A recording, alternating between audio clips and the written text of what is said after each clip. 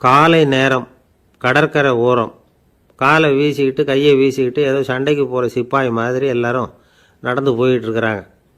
நடைப்பயிற்சி. அதில் நமக்கு தெரிஞ்ச ஒருத்தர் எதிரில் வந்தார் ரொம்ப வேகமாக. என்ன சார் வாக்கிங்க அப்படின்னு கேட்டோம். அவரால் ஆமாம்னு பதில் சொல்ல முடியல. அவ்வளவு கஷ்டம். மூச்சு விடுறதுக்கே வாயை திறந்து மூடிட்டு இருக்கிறார். எங்கே பேசுறது? கொஞ்சம் நின்று நிதானித்து மூச்சு விட்டுட்டு அதுக்கப்புறம் சொன்னார் ஆமாம் அப்படின்னு. என்ன சார் இவ்வளவு வேகம்னோ? உங்கள் பேச்சை கேட்டுவிட்டு தான் சார் நடக்க ஆரம்பித்தோம். நீங்கள் தான் அடிக்கடி சொல்லிகிட்டு இருந்தீங்க நடக்கிறது நல்லதுன்னு.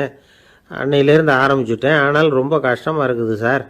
இப்போ பாருங்கள், உங்கள்கிட்ட சுலபமாக பேசக்கூட முடியல, மூச்சு வாங்குது, உடம்பு கூட வலிக்கிறது மாதிரி இருக்குது அப்படின்னு அவர் பாட்டுக்கு பேச ஆரம்பிச்சிட்டார். உங்களை யார் சார் இவ்வளவு வேகமாக நடக்க சொன்னது? வேகத்தை குறைங்க, மெதுவாக நடங்க அப்படின்னோம். நீங்கள் நடக்கிறதுனால என்னென்ன சௌகரியம்னு அன்னைக்கு சொன்னீங்களே தவிர சௌகரியமாக நடக்கிறது எப்படின்னு சொல்லலையே அப்படின்னார் அவர். இன்னமும் லேசாக மூச்சு வாங்கிக்கிட்டே சொன்னால் கூட இவர் சொல்கிறதுலே ஒரு நியாயம் இருக்குது. அதனால் இந்த நடைப்பயிற்சி பண்ணுறவங்க கவனிக்க வேண்டிய சில முக்கியமான குறிப்புகள் இருக்குது. அது என்னென்னங்கிறத அவங்க தெரிஞ்சுக்கணும். அது தெரிஞ்சு வச்சுக்கிறது நல்லது. இதெல்லாம் மருத்துவ நிபுணர்கள் சொல்கிற குறிப்புகள். அவங்க என்ன சொல்கிறாங்க தெரியுமா? உங்கள் வயசு 40க்கு மேலேயா? உங்கள் எடை இருக்க வேண்டியதை விட 10 கிலோ அதிகமாக இருக்குதா? நீங்கள் புகை பிடிக்கிறவரா? இதய நோய், இரத்த நாள நோய், உயர் இரத்த அழுத்தம் இப்படி ஏதாவது உங்களுக்கு உண்டா? அப்படின்னா நீங்கள் உங்கள் இஷ்டத்துக்கு வரிஞ்சு கட்டிக்கிட்டு நடைப்பயிற்சி பண்ண ஆரம்பிச்சிடாதீங்க. முதல்ல ஒரு மருத்துவ பரிசோதனை பண்ணிக்கோங்க, அதுதான் நல்லது அப்படின்னு அவங்க சொல்கிறாங்க. நடக்கிறப்போ, உடற்பயிற்சி செய்கிறப்போ மார்பு பகுதியில் அல்லது வேறு எங்கேயாவது தொடர்ந்து வலி இருந்ததுன்னா பயிற்சியை நிறுத்திவிட்டு டாக்டரை போய் பார்க்கணும். நடைப்பயிற்சி பண்ணுறப்போ உங்கள் சக்திக்கு தகுந்த மாதிரி மெதுவாக அதிக கஷ்டம் இல்லாமல் முன்னேறலாம். அங்கே என்ன போட்டியாக வைக்கிறாங்க? முந்திக்கிட்டு போய் என்ன பண்ண போகிறோம்? பரிசாக வாங்க போகிறோம். அதனால் நிதானம் அவசியம் அப்படிங்கிறது அவங்க ஆலோசனை. தொந்தரவு கொடுக்காத ஷூ, ட்ரெஸ்ஸு இதுகளை உபயோகப்படுத்துங்க. பாதத்தில் ஆடு தசை இருக்குல்ல, அங்கே ஏதாவது பிரச்சனை இருந்ததுன்னா டாக்டரை பாருங்கள். இந்த பாதத்தில் வலி வரும் அந்த இடத்துல. வெயில் காலமாக இருந்தால் தலைக்கு தொப்பி வச்சுக்கோங்க. பனியில் நடந்தாலும் அப்படி தான். தலையை பத்திரமா பார்த்துக்குங்க. நம்மக்கிட்ட ஏதோ கொஞ்சம் உருப்படியாக தெரியறது அது தானே. உடற்பயிற்சிக்கு முன்னாடி பின்னாடி பயிற்சி செய்கிறப்போ நிறைய தண்ணி குடிக்கலாமா. முதல் 1 மாதத்துக்கு கொஞ்சம் தளர்த்தியாக சாவகாசமாக நடக்கலாம். மணிக்கு 3 அல்லது 4 கிலோமீட்டர் வேகம்னு வச்சுங்களேன். அதுக்கப்புறம் வேகத்தை அதிகப்படுத்தலாம். மணிக்கு 6 அல்லது 8 கிலோமீட்டர் அளவுக்கு நடக்கலாம். நல்லா கையை வீசிக்கிட்டு நடக்கணும். மூச்சு விடுற எண்ணிக்கை அதிகரிக்கணும். இது மாதிரி ஒரு 30 நிமிஷம் நடக்கலாம். தனியாக நடந்து போகிறதுக்கு உங்களுக்கு என்னமோ மாதிரி இருக்குதா? கூட யாரையாவது சேர்த்துக்குங்க. ஒரு குரூப்பாக சேர்ந்து போகலாம். நடக்கிறதுங்கிறத ஒரு சந்தோஷமான சமாச்சாரமாக ஆக்கிக்கணும். தினம் இப்படி நடக்க வேண்டி இருக்குதே அப்படின்னு புலம்பிக்கிட்டே போகக்கூடாது. சில பேர் நடக்கிறப்போ கடந்த காலத்தை அசை போட்டுக்கிட்டே போவாங்க. சில பேர் வருங்காலத்தை அசை போட்டுக்கிட்டே போவாங்க. சில பேர் முக்கியமான திட்டம்லாம் இப்படி நடக்கிறப்போ தான் தீர்மானம் பண்ணுவாங்க. நடக்கிறதுனால மன இறுக்கம் குறையுது, பரபரப்பு குறையுது, மன ஆற்றல் பெருகுது, தன்னம்பிக்கை வளருது, முதுமை தள்ளி போகுது, செயல்திறன் அதிகரிக்குது. இதை தவிர உடம்புக்கும் பல விதமான சௌகரியங்கள் ஏற்படுது. அதனால் இது வரைக்கும் நடக்க ஆரம்பிக்காதவங்க இனிமேல் இந்த குறிப்புகளை கவனத்தில் வச்சுக்கிட்டு நடக்க ஆரம்பிச்சுடலாம். சார்லஸ் லேம்ப் அப்படின்னு ஆங்கில இலக்கிய மேதை ஒருத்தர். அவர் ஒரு தரம் உடம்பு சரியில்லைன்னு டாக்டர்கிட்ட போனாராம். டாக்டர் அவரை பார்த்துட்டு, நீங்கள் தினமும் காலையில் வெறும் வயத்தில் நடக்கணும் அப்படின்னாராம். வெறும் வயத்தில் நடக்கிறதுக்கு நான் தயார், ஆனால் வயிறு கிடைக்கணுமே சார். யார் வயத்து மேலே நடக்கிறது டாக்டர் அப்படின்னு கேட்டாராம் இவர்.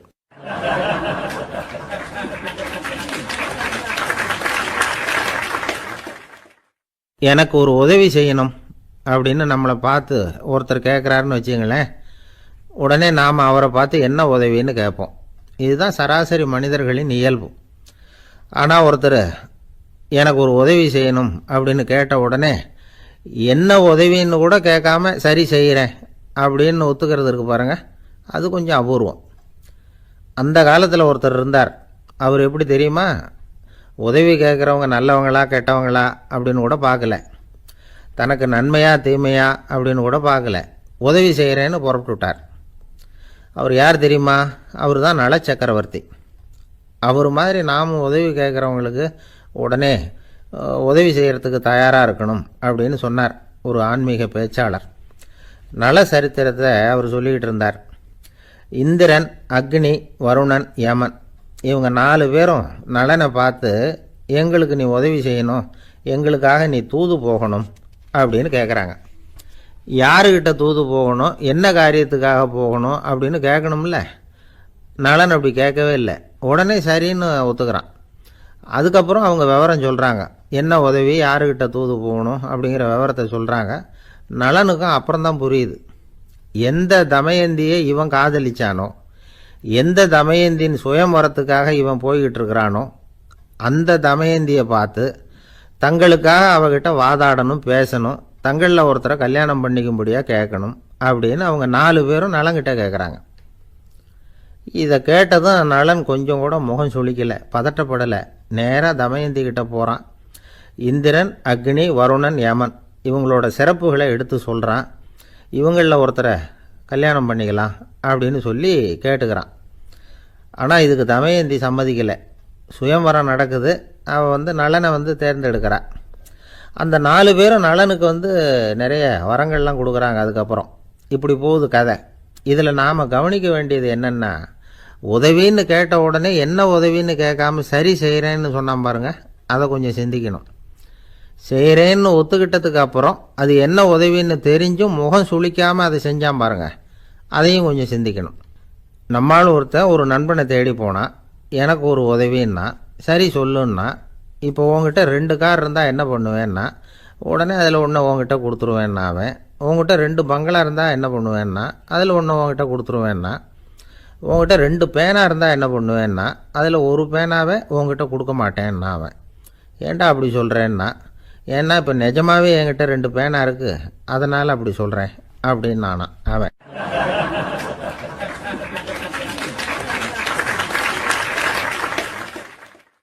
ரொம்ப பேருக்கு கூட்டத்தில் பேசுறதுன்னா பயம். நமக்கு ஒன்றும் தெரியாதுன்னு மற்றவங்க நினச்சிடக்கூடாதுங்கிற எண்ணம் தான் இதுக்கு காரணம். ரொம்ப முக்கியமான ஒரு கூட்டம்னா பயமும் அதிகமாக இருக்கும். முக்கியமானவங்கள்லாம் வருவாங்களே, அவங்களாம் நம்மளை பற்றி மட்டமாக நினச்சிருவாங்களே அப்படிங்கிற பயம் வந்துடும். ஆனால் மேடை பேச்சுங்கிறது அவ்வளவு கடினமான ஒரு காரியம் இல்லைங்கிறாங்க அது சம்பந்தமான நிபுணர்கள். யாரும் பேச்சாளர் ஆகலாம், இது ஒன்றும் பெரிய கிஃப்ட் கிடையாது அப்படின்னு அவங்க சொல்கிறாங்க. நீங்கள் ஒரு சிறந்த பேச்சாளர் ஆகணுமா அப்படின்னா அதுக்குன்னு சில ஆலோசனைகளை சொல்லி வச்சுருக்கிறாங்க அனுபவசாலிகள். முதல் ஆலோசனை என்னென்னா, உங்கள் பேச்சு எளிமையாக இருக்கணும். ஏதாவது ஒரு கருத்து அல்லது 2 கருத்து சொன்னால் போதும். 20 அல்லது 30 கருத்துக்களை சொல்லிகிட்டே போகக்கூடாது. 2வது ஆலோசனை, நீங்கள் என்ன பேச போகிறீங்கிறது முதல்ல உங்களுக்கு நல்லா புரியணும். அதுக்கப்புறம்தான் அதை அடுத்தவங்களுக்கு புரிய வைக்க முடியும். எப்படி ஆரம்பிக்க போகிறோம், எந்த கருத்தை முக்கியமாக வலியுறுத்த போகிறோம், எப்படி முடிக்க போகிறோம் அப்படிங்கிறத முதல்ல நல்லா சிந்திச்சு மனசில் வச்சுக்கணும். கடைசியாக என்ன சொல்கிறீங்களோ அதுதான் கேட்குறவங்க மனசில் நிற்கும்.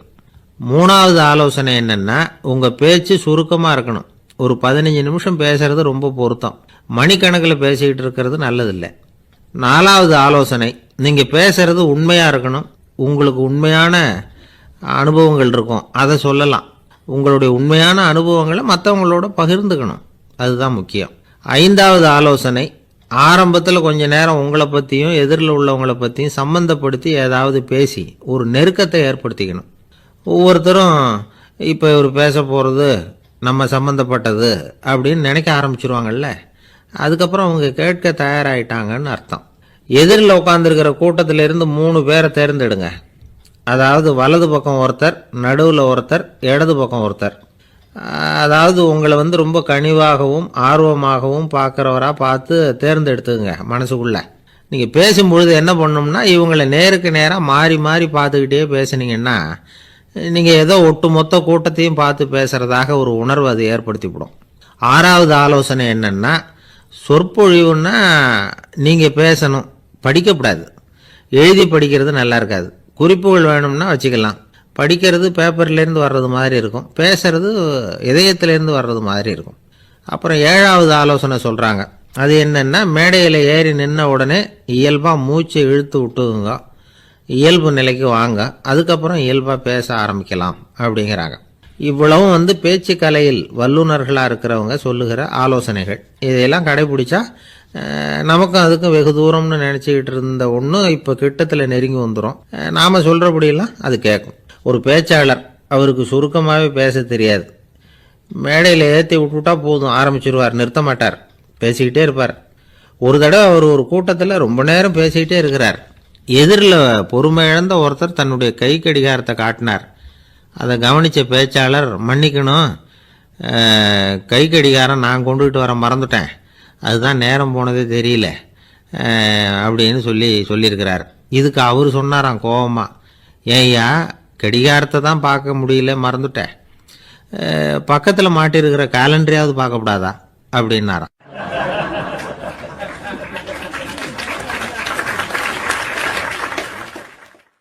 கப்பல் கடலில் போய்கிட்டு இருக்கு. புயல், சூறாவளி, அலையெல்லாம் பெருசு பெருசாக ரொம்ப உயரமாக உண்டாகுது. கடுமையான காற்றிலேயும் வேகமான அலைகள்லேயும் சிக்கி அந்த கப்பல் தடுமாறுது. திசை மாறி போச்சு. எந்த பக்கம் போயிட்டு இருக்கிறோம்னே தெரியல. அந்த கப்பலை செலுத்திக்கிட்டு இருந்த மாலுமி ரொம்ப சாமர்த்தியமாக செயல்பட்டார். தன்னுடைய அறிவாற்றலையும் திறமையையும் முழுமையாக பயன்படுத்தினார். அந்த கப்பலை கட்டுப்படுத்தினார். மெதுவாக அந்த சூறாவளியிலிருந்து கப்பலை காப்பாற்றி கரைக்கு கொண்டுட்டு வந்து சேர்த்துட்டார். மாலுமின்னு ஒருத்தர் இருந்ததுனால அந்த மரக்கலம் காப்பாற்றப்பட்டது. மாலுமின்னு ஒருத்தர் இல்லைன்னு வச்சுக்கோங்க, அந்த கப்பலோட கதி என்னவாயிருக்கும் யோசிச்சு பாருங்க. ஒரு கோபக்காரனுடைய நிலைமையும் அப்படித்தானா. கோபக்காரன்கிறவன் ஒரு மாலுமி இல்லாத மரக்கலம் அப்படிங்கிறார் நபிகள் நாயகம். கொந்தளிக்கிற கடல்ல கொடுமையான அலைகளின் உச்சியில அல்லல் படுகிற மரக்கலத்தை விட மோசமானது கோபக்காரனின் நிலைமை அப்படிங்கிறது அவருடைய கருத்து. அது மாதிரி இதுன்னு சொல்லல, அதை விட மோசம் இது அப்படிங்கிறார். ஏன் தெரியுமா? ஒரு கப்பல் கடல்ல தடுமாறினா அதை சரிப்படுத்த மாலுமி இருக்கிறார். அவர் தன்னுடைய சாமர்த்தியத்தினால அதை கட்டுப்படுத்தி சரியான வழிக்கு கொண்டுட்டு வந்துடுவார். ஆனால் கோபக்காரனுடைய நிலைமை அப்படி இல்லை அப்படிங்கிறார் நபிகள் நாயகம்.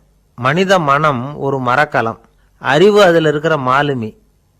மாலுமி மரக்கலத்தை செலுத்துறான், அவனுக்கு கட்டுப்பட்டு அது ஓடுது. ஆனால் கோபக்காரனுங்கிற மனுஷங்கிட்ட அறிவுங்கிற மாலுமி சரியாக வேலை செய்ய மாட்டான். ஏன்னா கோபம் அந்த மாலுமியின் கண்களை அவிச்சிரும், காதுகளை கேட்காம பண்ணிவிடும். கண்ணையும் காதையும் மூடிவிட்டு கப்பலை ஓட்டுனா எப்படி ஓட்டுறது? அதனால கோபக்காரன் மாலுமி இல்லாத மரக்கலம். இடி மின்னல்ல மாட்டிக்கிட்டு கஷ்டப்படுற கப்பல் மாதிரி கஷ்டப்படுறான். பெரியவங்கள்லாம் என்ன சொல்றாங்க? உனக்கு கெடுதல் பண்ணவனுக்கும் நீ நன்மையை செய், எவருடைய விருப்பு வெறுப்பையும் பொருட்படுத்தாதே, பரம எதிரிக்கும் நீ நன்மை செய்ய ஆரம்பிச்சா உன்னுடைய தூய நிலையை பார்த்துட்டு அவனும் உனக்கு நெருக்கமான நண்பனா ஆயிடுவான். இதுதான் பெரியவங்க நமக்கு சொல்லி இருக்கிறது. புனித குரான் சொல்றது என்ன? தீமையை நன்மையை கொண்டே நீர் தடுத்து கொள்ளும் அப்படின்னு சொல்லப்பட்டிருக்கு. அதுல இன்னா செய்தாரை ஒருத்தல் அவர் நாண நன்னயம் செய்து விடல் அப்படிங்கிறார் திருவள்ளுவர். செல்வந்தர் ஒருத்தர்கிட்ட ஒரு சிறுவன் ஆடு மேய்ச்சிக்கிட்டு இருந்தானா. பெரியவர் அவனை கூப்பிட்டு, நீ நேராக போய் ஒரு ஆட்டில் உள்ள ரொம்ப நல்ல பகுதி எதுவோ அதை எடுத்துக்கிட்டு வா அப்படின்னாரான். இவன் போனான். ஒரு ஆட்டு உடம்புல இருந்த நாக்கு, இருதயம், இது ரெண்டையும் எடுத்துகிட்டு கொடுத்தானான். பெரியவர் வாங்கி பார்த்தார். அதுக்கப்புறம் இப்போ நீ போய் இன்னொரு ஆட்டில் இருக்கிற ரொம்ப கெட்ட பகுதி எதுவோ அதை எடுத்துட்டு வா அப்படின்னாரான். இவன் போய் எடுத்துட்டு வந்தான். அவன் கையில் இருந்தது மறுபடியும் அதே மாதிரி நாக்கு, இருதயம், இது ரெண்டும் தான். என்னது இப்பவும் அதையே கொண்டுட்டு வந்திருக்கிற அப்படின்னாரான் பெரியவர். இவன் சொன்னானா, ஒரு உடம்புல உள்ள ரொம்ப நல்ல பொருளும் இதுதான், ரொம்ப கெட்ட பொருளும் இதுதான் அப்படின்னானா. இளம் வயசுல இப்படி பதில் சொன்னவர் தான் பேரறிஞர் லுக்மானுல் ஹக்கீம் அவர்கள். கோபப்படாமல் இருந்தா இது ரெண்டும் நல்லா வேலை செய்யும், கோபப்பட்டா இது ரெண்டும் மோசமா வேலை செய்யும். அதை புரிஞ்சுக்கிறதுக்காகத்தான் இன்னைக்கு இந்த தகவல். கோபம் வந்துட்டா நாம என்ன செய்யறோங்கிறது நமக்கே தெரியாது. ஒருத்தர் டாக்டர்கிட்ட போனார் அவசரமா. டாக்டர், எனக்கு இப்போ கடுமையான கோப வெறி, எனக்கு கண்ணு மண்ணு ஒன்றும் புரியல, உடனடியாக அதை கட்டுப்படுத்தணும், உடனே இதுக்கு ஏதாவது ஒரு மாத்திரை கொடுங்க ப்ளீஸ் அப்படின்னார். அந்த டாக்டரும் உடனே ஒரு மாத்திரையை கொடுத்து, இதை உடனே போடுங்க, நான் தண்ணி கொண்டுட்டு வரேன்னு உள்ளே போனார். தண்ணியோடு திரும்பி வந்தார். இவர் சொன்னார், டாக்டர், நீங்கள் கொடுத்த மாத்திரை ரொம்ப பெருசாக இருந்தது, இருந்தாலும் கஷ்டப்பட்டு முழுங்கிட்டேன்னார். டாக்டர் சந்தேகத்தோட மேசையை பார்க்குறார். பார்த்தா மாத்திரை அங்கேயே இருக்குது, பேப்பர் வெயிட்டை காணலை.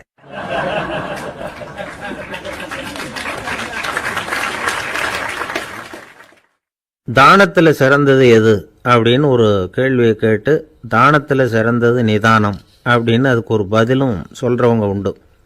நிதானம் ரொம்ப அவசியம், அதுவும் இன்றைய உலகத்துக்கு ரொம்ப அவசியம். இன்றைக்கி உலகம் ரொம்ப பரபரப்பாக போய்கிட்டு இருக்குது. பொறுமையாக இருக்கணும்னு நினைக்கிறவங்களால கூட அப்படி இருக்க முடியறதில்ல. பொறுமையை சோதிக்கிறது மாதிரி பல சம்பவங்கள், அதையெல்லாம் சந்திச்சே தீர வேண்டியிருக்குது.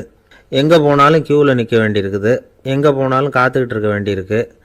ஆஃபீஸ்லேயோ வீட்லேயோ கூட நீங்கள் நிதானமாக பொறுமையாக நடந்துக்க தெரியலன்னா உங்களுக்கு சிடுமூஞ்சி, முசுடு இப்படிலாம் பேர் வச்சுருவாங்க. அது உங்களுக்கு தேவையா? சரி, வாழ்க்கையில் பொறுமைசாலின்னு பேர் வாங்கிறதுக்கு என்ன வழி? முதல் பாயிண்ட், நீங்கள் நினைக்கிறது, எதிர்பார்க்கறது, செய்கிறது எல்லாமே 100% கரெக்டாக நடக்கணும்னு ஆசைப்படக்கூடாது. எதுவாக இருந்தாலும் அதில் ஓரளவுக்கு தவறு நடக்கலாம் அப்படிங்கிறத எதிர்பார்த்தே இருக்கணும். ஓரளவுக்கு அதை அனுமதிக்கணும். ஒரு நண்பரை 6 மணிக்கு ஒரு இடத்துக்கு வர சொல்லியிருக்கிறீங்க, 6 மணிக்கு அவர் வரலை, உடனே பொறுமை இழந்து நடந்துக்கக்கூடாது. ஒரு 10 நிமிஷம் டிலே ஆகலாம். ஒரு வர்ற வழியில் பஸ்ஸு கூட ஏதாவது டிராஃபிக்கில் மாட்டியிருக்கலாம்.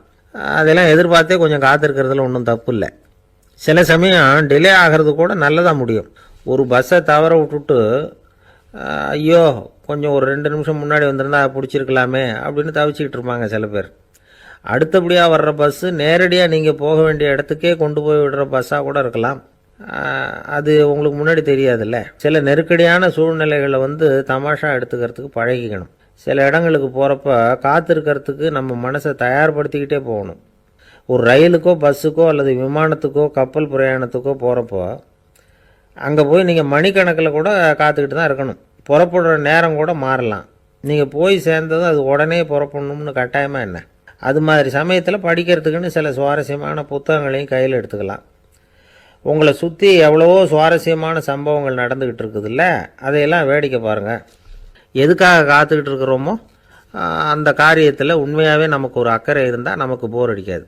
சில கோயில்களில் பார்த்துருப்பீங்க, தரிசனத்துக்காக பக்தர்கள் நாள் கணக்கில் காத்துக்கிட்டு இருப்பாங்க. அவங்களெலாம் அழுத்துக்கிறது இல்லை. ஆண்டவனை தரிசிக்கணுங்கிற உண்மையான அக்கறை இருக்கிறதுனால அவங்களுக்கு போர் அடிக்கிறது இல்லை. ஆனால் சில சினிமா தியேட்டரில் கூட பார்க்கலாமே, சினிமா கியூ கூட அப்படி தான். சாயந்தரம் 6 மணி ஆட்டத்துக்கு காலம்பரம் 6 மணிக்கே போய் கூட காத்துக்கிட்டு இருப்பாங்க. அவங்களுக்கெல்லாம் போர் அடிக்காது, படம் பார்க்குற ஆர்வம். இன்னொரு முக்கியமான விஷயத்தை நாம் பழக்கப்படுத்திக்கணும். லிவ் ஃபார் தி மூமெண்ட் அப்படிங்கிறாங்க நிபுணர்கள். ரொம்ப பேர் எப்படின்னா அடுத்தபடியாக நடக்க போகிற விஷயத்திலேயே கவனமாக இருப்பாங்க. அந்த நினைப்புலேயே இந்த நிமிஷத்தை பொறுமை இல்லாமல் கழிப்பாங்க. ஒருத்தர் இருக்கார், அவர் எப்படின்னா ஆஃபீஸ் முடியறதுக்குள்ளேயே சார் 5 மணிக்கெல்லாம் ரெடியாக இருங்க, நாம் அந்த ஹோட்டலில் போய் டிஃபன் சாப்பிட்ணும் அப்படின்னு 4 மணிலேருந்து சொல்லிகிட்டு இருப்பார். 4:55 பரபரப்பாக ஓடி வருவார். 2 பேரும் புறப்படுவோம், ஹோட்டலுக்கு போவோம், சாப்பிட்டுக்கிட்டு இருப்போம். அப்படி சாப்பிட்டுட்டு இருக்கிறப்ப சார் சாப்பிட்டு முடித்ததும் நேராக ஒரு ஜவுளி கடைக்கு போகிறோம் அப்படிம்பார். பரபரக்க சாப்பிட்டு முடிப்பார், புறப்படுவார். ஜவுளி கடையில் அவசரமாக சீக்கிரம் பில் போடுங்க சார், சினிமாவுக்கு நேரம் ஆகிடும்பார். சினிமா தியேட்டரில் உட்காந்து அடுத்தபடியாக எங்கே டின்னர் சாப்பிட்றதுன்னு யோசனை பண்ணிகிட்டு இருப்பார். ராத்திரி படுக்கையில் விழுந்ததுக்கு அப்புறமும் நாளைக்கு காலையில் எழுந்திரிச்சதும் அதை பண்ணணும் இதை பண்ணணும்னு திட்டம் போட்டுக்கிட்டே இருப்பார். அதாவது எப்போவும் அடுத்த நிமிஷம், அடுத்த நாள், அடுத்த வாரம், அடுத்த வருஷம், இதுதான் அவங்க சிந்தனை. இந்த நிமிஷம் என்ஜாய்மெண்ட்டை அவங்க இழந்துடுறாங்களாம். அதனால தான் வாழ்நாள் பூரா பொறுமையின்மை, அவஸ்தை, அல்லல். அதனால் நாம் எல்லாரும் வாழ்க்கையில் நிதானமாக இருக்கிறதுக்கு கற்றுக்கணுமா. அதுக்காக இந்த நிதானத்துக்கு வேறு விதமான அர்த்தம் பண்ணிக்கக்கூடாது. ஒருத்தர் அப்படித்தான் ஒரு தடவை அவருடைய குதிரை காணாமல் போயிட்டு தான். அதுக்காக அவர் கவலைப்படலை, நிம்மதியாக இருந்தார், சந்தோஷமாக இருந்தார். என்ன சார் இது, உங்கள் குதிரை திருட்டு போயிட்டுதுங்கிறீங்க, நீங்கள் கவலைப்படாமல் இருக்கிறீங்களே அப்படின்னு கேட்டாங்களாம். அதுக்கு அவர் சொல்லியிருக்கார், நல்ல வேலை சார், கட்டியிருந்த குதிரை காணாமல் போயிருக்குது. நான் அது மேலே உட்காந்துருக்கிற சமயம் அது காணாமல் போயிருந்ததுன்னா, திருட்டு போயிருந்ததுன்னா நானும் சேர்ந்தில் காணாமல் போயிருப்பேன் அப்படின்னாராம். எவ்வளவு நிதானமான ஆள் பாருங்கள்.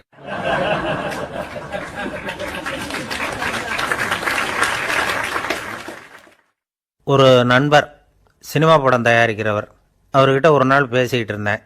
அது எப்படி சார், நீங்கள் எடுக்கிற எந்த படமும் கையை கடிக்காத அளவுக்கு எடுத்துடுறீங்களே, அது எப்படின்னு கேட்டேன்.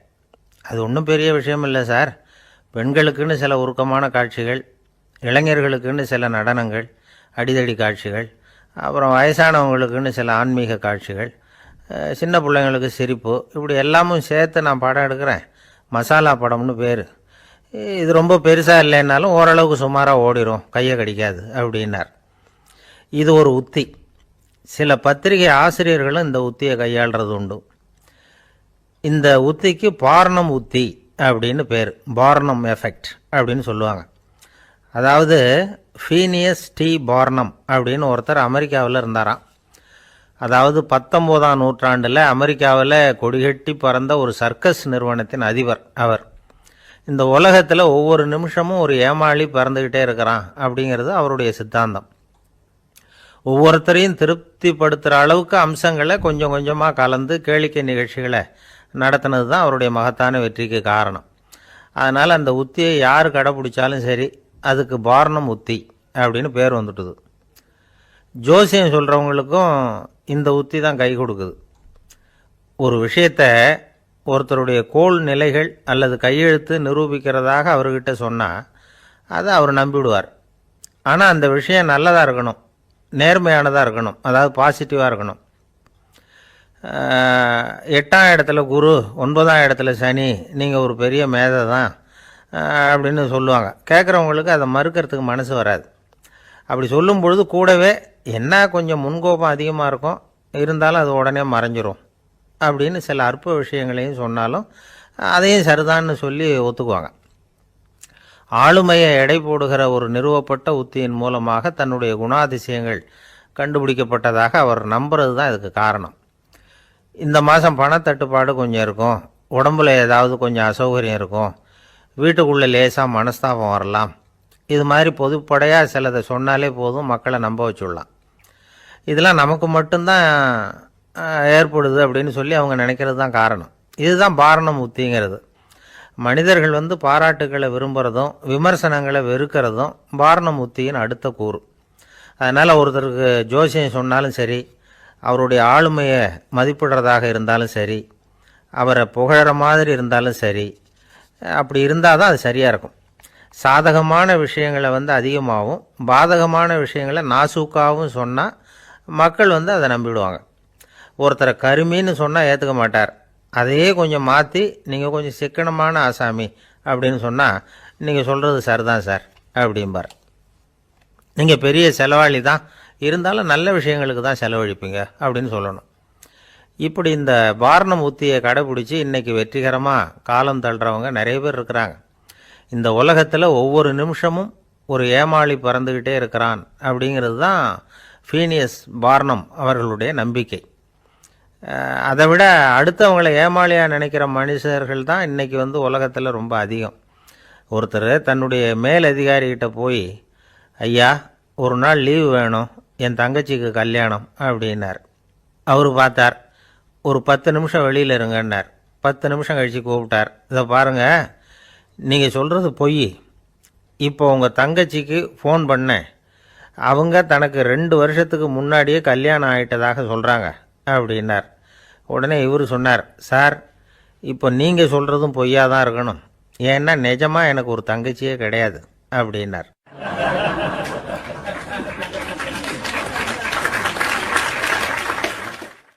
திருநெல்வேலி மாவட்டத்தில் கோவில்பட்டிக்கு பக்கத்தில் உள்ள ஊர் கடம்பூர். காமராசர் முதலமைச்சராக இருந்த காலம். கடம்பூரில் ஒரு பள்ளி சீரமைப்பு மாநாடு நடக்குது. அந்த பக்கத்தில் உள்ள பள்ளிக்கூடம்லாம் அதில் கலந்துக்குது. கண்காட்சி வேற, ஊர் பூரா விழா கோலம். மறுநாள் மாநாடு நடக்க போகுது. ஆனால் முதல் நாளே மழை பிடிச்சிக்கிட்டுது. மறுநாளும் அது விடாமல் பேஞ்சிக்கிட்டு இருக்குது. காமராசர் காலையிலேருந்து பல்வேறு நிகழ்ச்சிகளில் கலந்துக்கிட்டு சாயந்தரமாக கடம்பூருக்கு சேர வேண்டியவர். மழை பேஞ்சிக்கிட்டு இருக்கிறதுனால நிகழ்ச்சி ரத்தாயிடுமோ என்னமோ அப்படின்னு எல்லாரும் சந்தேகப்பட்டுக்கிட்டு இருக்கிறாங்க. அவர் கோவில்பட்டி பயணிகள் விடுதியில் இருக்கிறார். கடம்பூர்லேருந்து சில பேர் போய் அவரை சந்திக்கிறாங்க. மழை பெஞ்சிக்கிட்டு இருக்குதே, என்ன செய்யலாம் அப்படின்னு கேட்குறாங்க. மழை பெஞ்சால் நல்லது தானே, அதுக்காக மாநாட்டை எதுக்காக ரத்து செய்யணும், ஆசிரியர்கள் எவ்வளவு கஷ்டப்பட்டு ஏற்பாடு பண்ண மாநாடு, கட்டாயம் வந்துடுறேன் அப்படின்னாராம் காமராசர். உடனே புறப்பட்டார். மழையை பொருட்படுத்தாத மக்கள் கூட்டம், அது கலையாமல் காத்துக்கிட்டு இருக்கிறாங்க அவ்வளோ பேரும். தலைவர் வந்துட்டார்னு தெரிஞ்சது ஜனங்களுக்கு ஏகப்பட்ட உற்சாகம். ஜனங்கள் அவ்வளவு உற்சாகமாக வரவேற்றாங்க. மாநாடு ஆரம்பமாச்சு. மலர் மாலைகள் மலை மாதிரி குவிய ஆரம்பிச்சுட்டுது. வரிசையாக ஒவ்வொரு கல்வி நிலையம் சார்பாகவும் வரவேற்பு பத்திரம் வாசித்து கொடுக்குறாங்க. என்ன வாசிக்கிறாங்கங்கிறத காமராசர் கூர்ந்து கவனிக்கிறார். ஏகப்பட்ட புகழ் மொழிகள், ரொம்ப பாராட்டி புகழ்ந்து என்னென்னமோ வாசிச்சுக்கிட்டு இருக்கிறாங்க. கொடை வள்ளலே, குணக்குன்றே, மலையே, கடலே, இப்படி தமிழ் மொழியில் பாராட்டுறதுக்கு எத்தனை வார்த்தைகள் உண்டோ அத்தனையும் அதில் சேர்த்துருக்குறாங்க. காமராசர் பொறுமை இழந்துட்டார். போதும் போதும், உங்கள் எல்லாரையும் பார்த்து 2 வார்த்தை பேசிவிட்டு போகிறதுக்காக தான் நான் வந்திருக்கிறேன். எல்லாரும் மழையில் சிரமப்பட்டு நின்றுக்கிட்டு இருக்கிறீங்க. இப்படி என்ன புகழ்ந்து படிச்சுக்கிட்டே இருந்தால் எப்படி அப்படின்னாராம். அதுக்கப்புறம் பேசி முடிச்சிருக்கிறார். மாநாட்டு நிகழ்ச்சிகள் முடிஞ்சதும் இன்னொரு நிகழ்ச்சியில் கலந்துக்கிறதுக்காக புறப்பட்டாராம். ஒரு திறந்த ஜீப்பில் அவரை ஊர்வலமாக அழைச்சிக்கிட்டு போயிருக்கிறாங்க. தெருவில் 2 பக்கமும் ஏகப்பட்ட கூட்டம். அங்கங்கே ஜீப்பை நிறுத்தி ரோஜா மாலை, ஜருக மாலை இப்படி போட்டுக்கிட்டே இருக்கிறாங்க. அதையெல்லாம் அப்படி அப்படியே வாங்கி அங்கங்கே நின்றுக்கிட்டு இருந்த குழந்தைகள்கிட்டையும் தாய்மார்கள்கிட்டையும் கொடுத்துக்கிட்டே போகிறார். அந்த சமயத்தில் கூட்டத்துக்கு அப்பால் ஒரு பெரியவர் கையில் ஒரு மல்லிகை சரத்தோடு நின்றுட்டு இருக்கிறார். அவரால் முண்டி அடிச்சுக்கிட்டு முன்னால் வர முடியல. காமராசர் இதை கவனிக்கிறார். அவ்வளவுதான், உடனே நிறுத்தப்பா வண்டியை அப்படிங்கிறார். ஜீப்பு நிற்கிது. டிரைவரை பார்த்து, அதோ பார், அங்கே ஒருத்தர் நிற்கிறார் பார், அவர் இங்கே அழைச்சிட்டு வா அப்படின்னாராம். கூட்டம் வழி விடுது. அந்த பெரியவரை கிட்டத்தில் அழைச்சிட்டு வர்றாங்க. காமராசர் அவரை பார்த்து, வாங்க வாங்க, நல்லா இருக்கீங்களா அப்படின்னு சத்தம் போட்டு உற்சாகமாக விசாரிக்கிறாராம். பெரியவர் கண்களில் கண்ணீர், பேச்சு வரல. மல்லிகை சரத்தை அவருக்கு போடுறார். கொஞ்ச நேரம் அவர்கிட்ட பொறுமையாக பேசிக்கிட்டு இருந்துட்டு அவரை அனுப்பி வைக்கிறார் காமராசர். பெரியவர் போனதுக்கு அப்புறம் காமராசர் பக்கத்தில் இருந்தவங்க கிட்ட சொல்கிறார் அந்த பெரியவரை பற்றி. அந்த காலத்தில் ரொம்ப கஷ்டப்பட்டவர் இவர், ஜெயிலுக்கு போனவர் அப்படின்னு ரொம்ப உருக்கமாக நெகிழ்ந்து போய் சொல்கிறார். இதில் ஒரு விஷயத்தை கவனிங்க. தன்னை புகழ்ந்து படிக்கப்பட்ட வாழ்த்து மடலை படிக்க வேணாம்னு தடுத்து நிறுத்தினார். எங்கேயோ ஒரு மூலையில் கையில் ஒரு 4 முழம் மல்லிகை சரத்தோடு ஒதுங்கி நின்றுக்கிட்டு இருந்த அந்த தொண்டரை அவ்வளவு பெரிய கூட்டத்துக்கு நடுவுலையும் தேடி கண்டுபிடிச்சி கிட்டத்தில் கூப்பிட்டு அவர் கொடுத்த அன்பு மாலையை வாங்கி கழுத்தில் போட்டுக்கிட்டார். அதுதான் காமராசர். தோல்விகள் கூட அவரை கொஞ்சம் கூட பாதித்ததில்லை. ஒரு பொது தேர்தலில் அவர் தோற்று போகிறார். தொண்டர்கள்லாம் அழறாங்க.